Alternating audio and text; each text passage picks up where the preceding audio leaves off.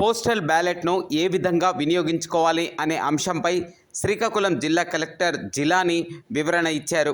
వాళ్ళకి ప్రతి కాన్స్టిట్యున్సీలో ఒక ఫెసిలిటేషన్ సెంటర్ ఏర్పాటు చేయడం జరుగుతున్నది.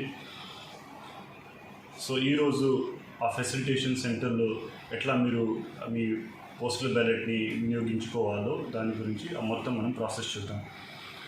ముందు మీ ఓట్ ఎక్కడ ఏ కాన్స్టిట్యున్సీలో నమోదు అయి ఉందో ఆ కాన్స్టిట్యున్సీకి వెళ్ళి మీరు అక్కడికి ఆ సెంటర్కి పోవాల్సి వస్తున్నది. దానికి స్పెసిఫిక్ డేట్స్ చెప్పడం జరిగింది. 4th ఏప్రిల్ నుంచి 7th ఏప్రిల్ దాకా ఆ ఫెసిలిటేషన్ సెంటర్స్ ప్రతి కాన్స్టిట్యున్సీలో నడుస్తున్నాయి. సో ఆ టైంలో మీరు మీ కాన్స్టిట్యున్సీని లొకేట్ చేసి అక్కడికి పోవాల్సి వస్తున్నది.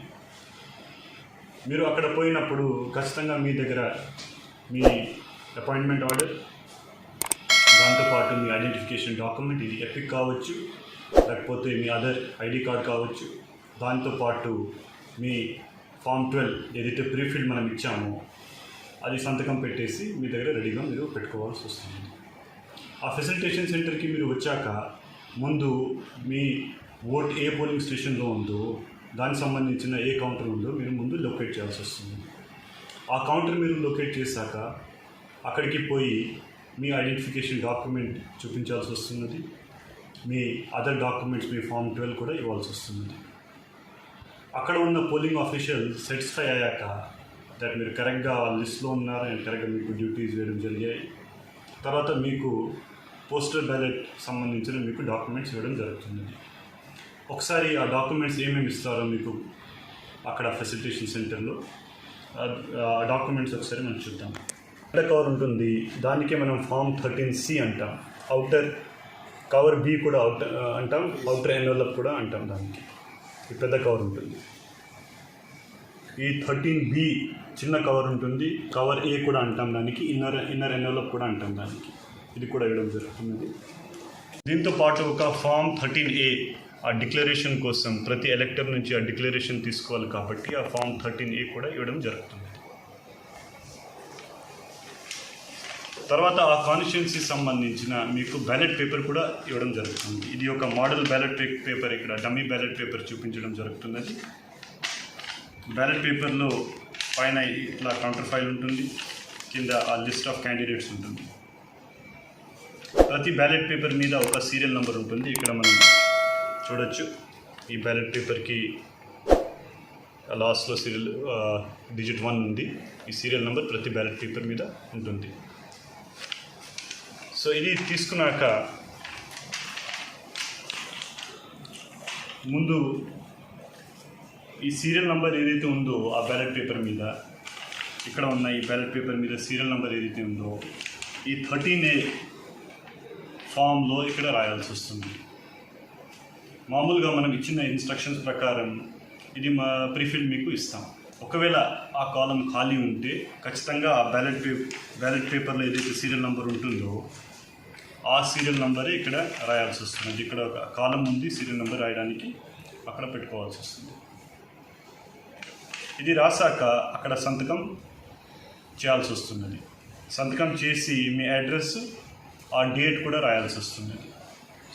ఇది చేశాక మొత్తం ఈ బ్యాలెట్ పేపర్తో పాటు అన్ని డాక్యుమెంట్స్ తీసుకొని మీరు అక్కడ ఓటింగ్ కంపార్ట్మెంట్ ఉంటుంది, ఆ ఓటింగ్ కంపార్ట్మెంట్కి పోవాల్సి వస్తుంది. ఓటింగ్ కంపార్ట్మెంట్కి పోయినాక అక్కడ ఈ బ్యాలెట్ పేపర్ ఏదైతే ఉందో మార్కింగ్ అక్కడ మీరు ఓట్ కాస్ట్ చేస్తారు. కాస్టింగ్కి కూడా ఒక ప్రాసెస్ ఉంది. అంటే దానికి టిక్ మార్క్ కానీ క్రాస్ మార్క్ కానీ మాత్రమే పెట్టుకోవచ్చు. సింగిల్ క్యాండిడేట్కి మాత్రమే ఆ మార్క్ ఉండాలి. వేరే క్యాండిడేట్స్కి 2 క్యాండిడేట్స్కి కానీ 3 క్యాండిడేట్స్కి అట్లా మనం పెట్టుకుంటే అది ఆ బ్యాలెట్ పేపర్ రిజెక్ట్ చేయడం జరుగుతుంది కౌంటింగ్ టైం. సో ఖచ్చితంగా సింగిల్ క్యాండిడేట్కి మాత్రమే ఆ టిక్ మార్క్ కానీ లేకపోతే ఆ క్రాస్ మార్క్ కానీ పెట్టుకోవాల్సి వస్తుంది. సో ఇది చేశాక తర్వాత ఈ బ్యాలెట్ పేపర్ని ఫోల్డ్ చేయాలి. ఈ కవర్ 13B ఏదైతే ఉందో దాని లోపల పెట్టుకోవాలి. కవర్ ఏదైతే ఇన్నర్ ఎన్వలప్ ఏదైతే అంటామో కవర్ ఏ ఫామ్ 13B దాని లోపల ఇది పెట్టుకోవాల్సి వస్తుంది. ఓటింగ్ కంపార్ట్మెంట్లో పోయినప్పుడు ఖచ్చితంగా సీక్రెసీ ఆఫ్ ఓటింగ్ ఖచ్చితంగా మెయింటైన్ చేయాల్సి వస్తుంది. మామూలుగా ఎట్లా మనం పోలింగ్ స్టేషన్లో సీక్రెసీ మెయింటైన్ చేస్తామో అదే మాదిరిగా పోస్టల్ బ్యాలెట్ ఫెసిలిటేషన్ సెంటర్లో ఆ ఓటింగ్ కంపార్ట్మెంట్లో కూడా సీక్రెసీ మెయింటైన్ చేయాల్సి వస్తుంది. సో బ్యాలెట్ కాస్ట్ చేశాక 13B లోపల మీరు పెట్టాల్సి వస్తున్నది. తర్వాత ఇది వ్యూతో అక్కడే ఉంటుంది, బయట out side the voting compartment అది ఫిక్స్ చేయాల్సి వస్తుంది.